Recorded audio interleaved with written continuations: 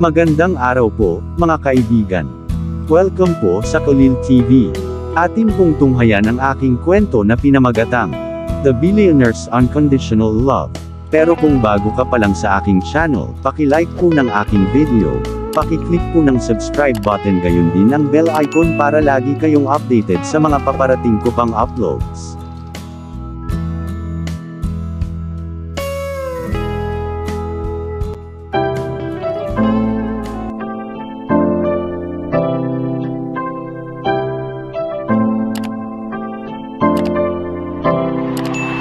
Kulil TV.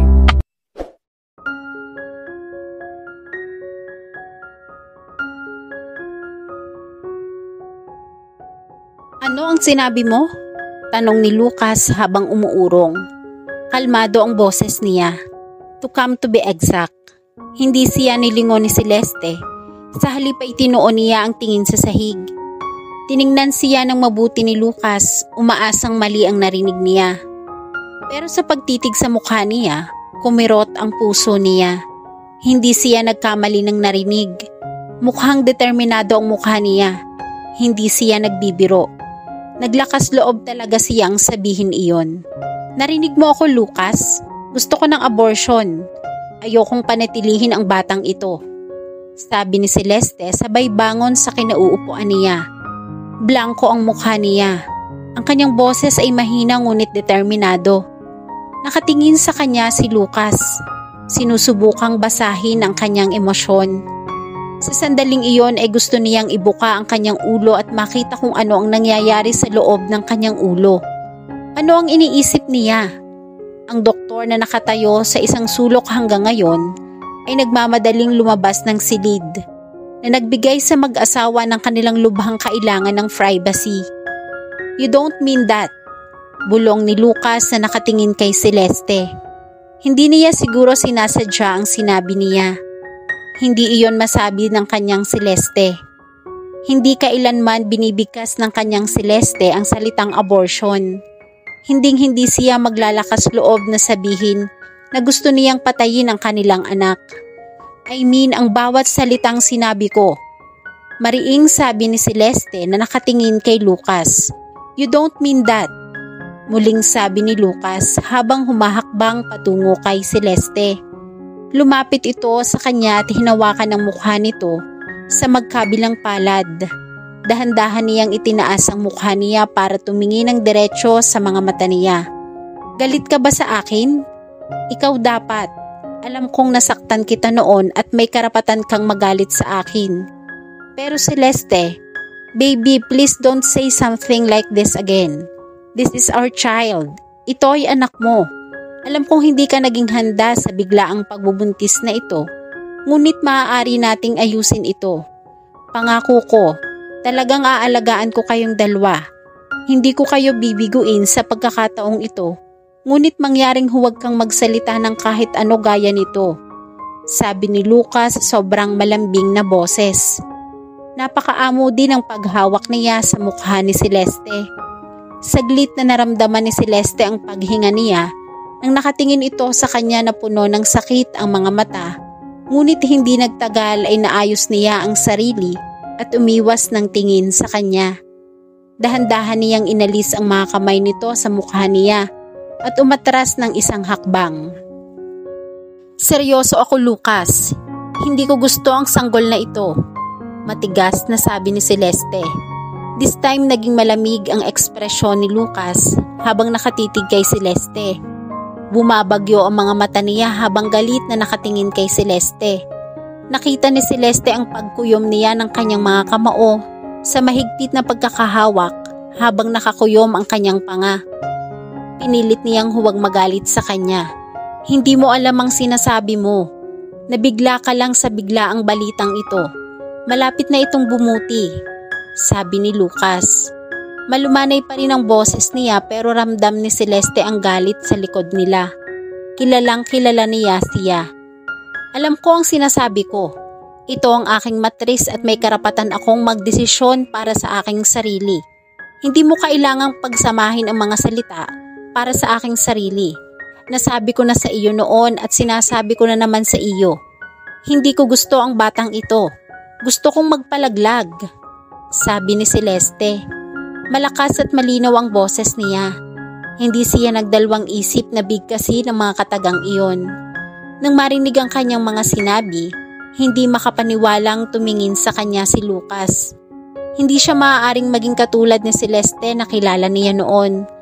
Napakalaki ng pinagbago ng babaeng ito sa loob ng ilang oras na hindi man lang niya makilala. You are not fucking killing my child, Celeste. You are not. Whether you like it or not, you are giving birth to my child and that's fucking final. Galit na sigaw ni Lucas habang nakatitig kay Celeste. Mamamatay siya bago niya hayaan na may pumatay sa kanyang anak. Inosente ang batang iyon. Maaaring magalit ito sa kanya ngunit hindi iyon nagbigay sa kanya ng karapatang patayin ang kanilang inosenteng anak na hindi pa nakakakita ng liwanag ng mundong ito. Hindi mo ako mapipilit, Lucas. Ito ang aking katawan at may karapatan akong magdesisyon para sa aking sarili. Hindi mo ako mapipilit na magkaroon ng anak kapag ayaw ko. Sigaw din ni Celeste habang nakatitig sa kanya. Hindi siya natakot o umatras. Ito ang unang pagkakataon na sumigaw siya at nakipagtalo pabalik sa kanya. Napatingin sa kanya si Lucas na may pagtataka. Hindi pa siya sumigaw o nakipagtalo sa kanya noon. Sa tuwing magkakaroon sila ng anumang hindi pagkakasundo o away sa nakaraan, ay nakikinig lang siya sa kanya ng tahimik at masunurin. What's wrong with you, Celeste? Do you even realize what you are saying? Hindi ka naman ganito dati, sabi ni Lucas sa pagod na boses. Hindi niya kayang makipagtalo sa kanya ng ganoon. Ito ay isang seryosong issue. Well, people change and don't pretend like you know me well, Lucas. Cause we both know that's not true, sabi ni Celeste, sabay kibit balikat habang nakatingin sa malayo. Tumingin muna si Lucas kay Celeste bago bumuntong hininga. Walang kwentang makipagtalo sa kanya ng ganyan. Wala siya sa sarili niya at alam niyang ang paglalaan sa kanya ng oras na iyon ay hahantong sa mas maraming pagtatalo at talagang ayaw niyang makipagtalo. Well, I'm done being nice. Let's have it in my way, sabi ni Lucas sa malalim na boses na ikinakunot ng noo ni Celeste. Anong ibig mong sabihin? Tanong ni Celeste nang mapansin niya itong papunta sa kanya. Hindi siya sumagot, sa halip bago siya makapag-react ay binuhat siya nito sa kanyang mga braso na naka-bridal style at lumabas ng emergency room. Anong ginagawa mo? Ibaba mo ako. Isang tili ang pinakawala ni Celeste bago sumigaw. Hindi niya napigilang yakapin ang leeg nito sa takot na madapa. Mukhang hindi na abala si Lucas sa pagsigaw nito habang patuloy itong naglalakad patungo sa exit. Lucas Rodriguez, anong ginagawa mo? Ibaba mo ako ngayon. You can't do this with me. This is kidnapping. Help! Help! Patuloy na sigaw ni Celeste. Bit unfortunate for her. Hindi man lang siya nilingon ni Lucas habang patuloy itong naglalakad ng diretsyo ang mukha. Ilang dumadaan ang tumitingin sa kanilang direksyon na may pag-uusisa, ngunit wala ni isa sa kanila ang lumapit upang tulungan siya. Paano naging malupit at makasarili ang mga tao? Kinikidnap siya ng lalaking iyon at nakangiting pinapanood nila iyon. Nagpaut si Celeste at nagpa siyang manahimik pagkatapos ng ilang sandali. Hindi siya pinababa ni Lucas hanggang sa makarating sila sa sasakyan niya. Nang walang karagdagang pag-uusap, ipinasok siya nito sa kotse at nilak ang pinto upang hindi ito makatakas mula sa sasakyan. Pumunta siya sa kabilang side ng sasakyan at sumakay sa driver's seat bago pinaandar ang sasakyan. Lucas, you can't do this with me. This is kidnapping. Ano sa palagay mo ang iisipin ng mga tao na malaman na kinidnap ni Lucas Rodriguez ang ex-wife niya? You have an image to protect. Sinubukan niyang i-blackmail ni Celeste. Hindi, at wala akong pakialam kung ano ang iisipin ng mga tao. Ngayon tumahimik ka at matulog. Binigyan mo ako ng sapat na sakit ng ulo sa isang araw. Gigisingin kita pagdating natin sa bahay. Sinaway ni Lucas si Celeste na may inis na ekspresyon, kaya napatahimik agad si Celeste. Hindi alam ni Celeste kung bakit. Sa nakikita niyang inis na ekspresyon at napapagalitan siya nito na parang bata, sumama ang loob niya kaya hindi niya napigilang umiyak. "Ba't ka umiiyak?" Natatarantang tanong ni Lucas. "Bakit mo ako pinapagalitan ng ganyan?" Balik tanong ni Celeste habang humahagulgol at sabay punas ng mata. Napabuntong hininga si Lucas. "I'm sorry. Please don't cry." Sabi ni Lucas sa pagkakataong iyon ay mas malumanay ang boses niya kaysa dati. "Whatever, wala akong pakialam." Sabi ni Celeste na nagpupunas pa rin ng luha habang nakatingin sa bintana ng sasakyan. Sumulyap si Lucas sa kanya at hindi maiwasang mapangiti. Paano siya naging bata mula sa isang determinadong babae na gustong magpalaglag sa ilang sandali lang? Dahan-dahang iminulat ni Celeste ang kanyang mga mata at pinunasan ito ng kanyang mga daliri para mawala ang antok. Hindi niya alam kung bakit gumaan ang katawan niya at hindi niya namalaya na nakatulog na siya sa sasakyan. Nang magising siya ay nakita niya ang sarili sa kwarto ni Lucas, sa mansyon. Doon siguro siya dinala ni Lucas at inilagay doon.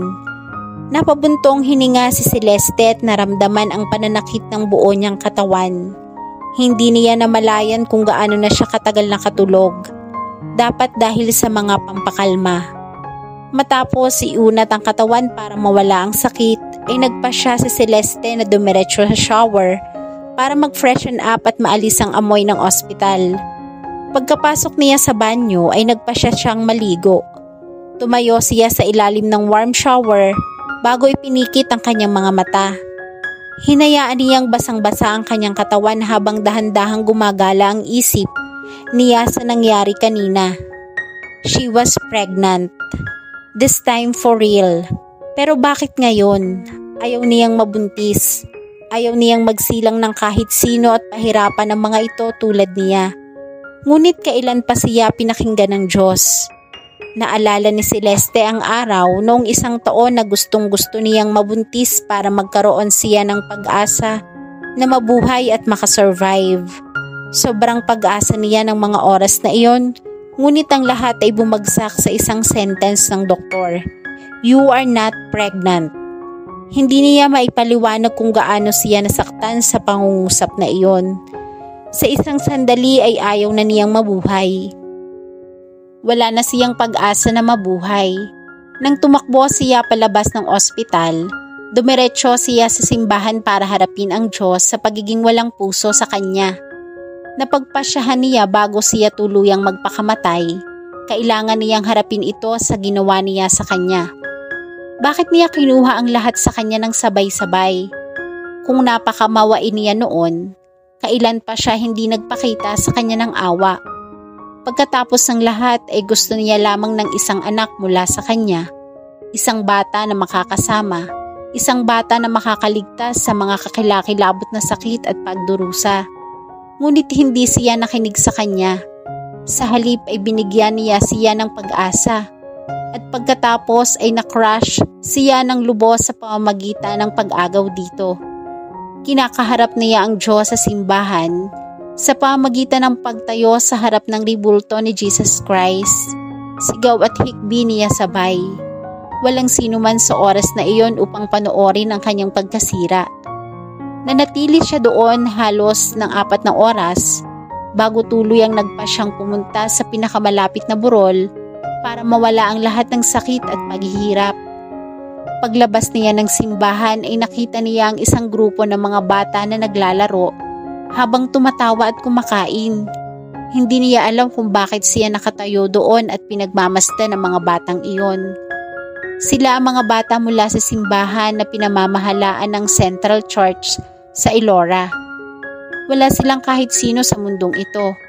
Tulad niya pero mukhang masaya talaga sila. Baka nawalan din sila ng mga magulang tulad niya. Bakit kinakailangan ng mga magulang na iwan ang kanilang anak sa mundong ito para maghirap mag-isa? Dahan-dahang umupo si Celeste sa bench at nanatiling nakatingin sa mga bata nang biglang may 2 bata na lumapit sa kanya. Ang isa ay nasa 5 o 6 na taong gulang habang ang isa naman ay tila mas bata sa kanya. "Gutom ka na ba?" Gusto mo ng waffles? Binigyan tayo ni Nanay Nina nito. Busog na ako kaya sayo na ito.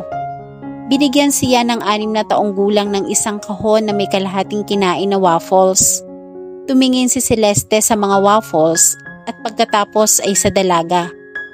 Palaging paborito niya ang mga waffles at lagi itong ginagawa ng kanyang lola para sa kanya. Nang maalala ang mga alaalang iyon ay lumuha ang mga mata niya. Malungkot ka ba? Please wag kang umiyak, makukuha mo rin ang aking chocolate. Sabi ng 4 na taong gulang na bata habang hinahawakan ang chocolate niya kay Celeste. Hindi mapigilan ni Celeste na mapangiti. Salamat, hindi ako nalulungkot. Namimiss ko lang ang mga mahal ko, sabi ni Celeste sabay balik ng chocolate sa bata. Namimiss mo ba mga magulang mo? Namatay din ba ang mga magulang mo tulad ng sa akin? Sabi ni Nanay Nina namatay ang mga magulang ko sa isang aksidente sa sasakyan at namatay ang mga magulang ni Little Sin sa sunog. Nalulungkot din kami pero sabi ni Nanay Nina wag daw kaming malungkot bilang mami namin at daddy ay palaging nakatingin sa amin mula sa langit. Hindi ka dapat malungkot, sabi ng dalaga sa kanyang cute na baby voice na nagpangiti kay Celeste. Salamat, anong pangalan mo, sweetie? Tanong ni Celeste na hawak-hawak ang pisngi ng dalaga. Ang pangalan ko ay Sienna at ito ay si Sin.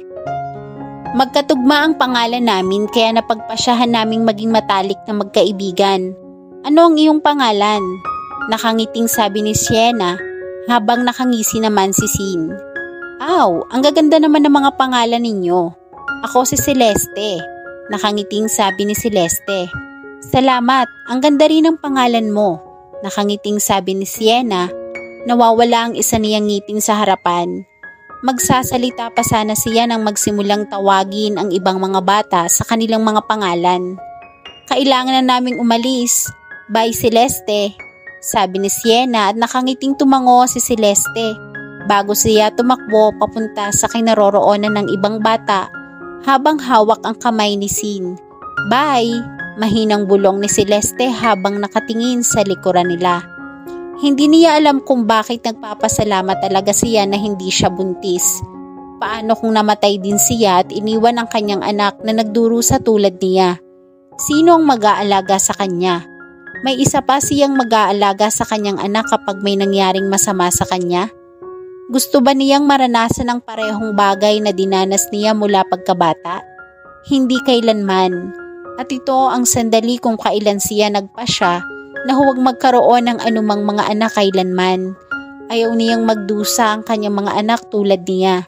Hindi kailanman. Hindi na malaya ni Celeste kung gaano na siya katagal sa ilalim ng shower pero naaalimpungatan siya sa pag-iisip na makaramdam siya ng lamig. Siya ay buntis. Hindi ito mabuti para sa sanggol. Agad na lumabas si Celeste sa shower at ipinulupot ang isang kamay niya sa tiyan bago pinatay ang shower. Pagkatapos ay kumuha siya ng tuyong tuwalya at pinatuyo ang sarili. Kumuha siya ng isa pang tuwalya at binalot ang katawan niya bago lumabas ng banyo. Lumabas siya ng washroom at naghanap ng masusuot na damit. Buti nilang nakalagay na ang mga bagahe niya sa kwarto ni Lucas.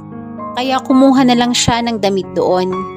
Matapos nito ay hinawi niya ang tuwalya sa katawan at magsusuot na sana ng damit nang biglang bumukas ang pinto ng kwarto at may pumasok sa kwarto. Ah!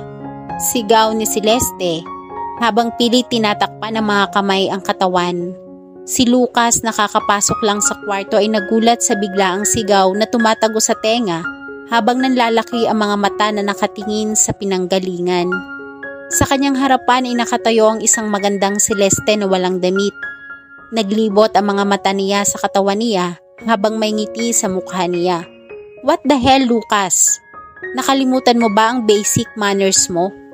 Dapat kumato ka muna bago pumasok sa isang kwarto, sabi ni Celeste habang nakatitig sa kanya sabay lagay din ng isang damit sa katawan.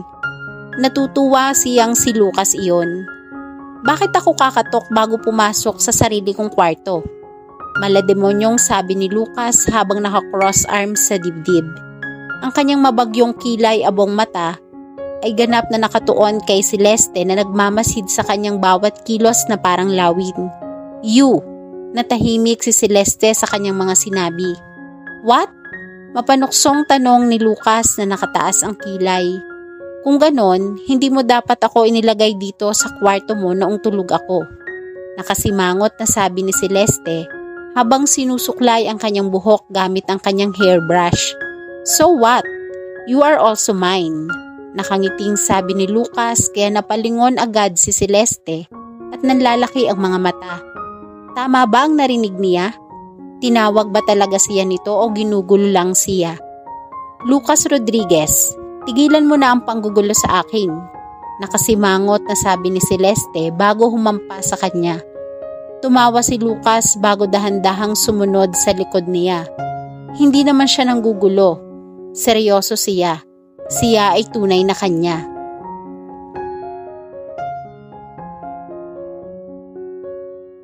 At dito na po, nagtatapos ang part 17 ng ating kwento. Sabay-sabay po natin abangan ang susunod na kabanata. Paki-support rin po ng mga kwentong pag-ibig ni Dion Channel TV at Deborah Stories, ang aming munting channel. Maraming salamat po.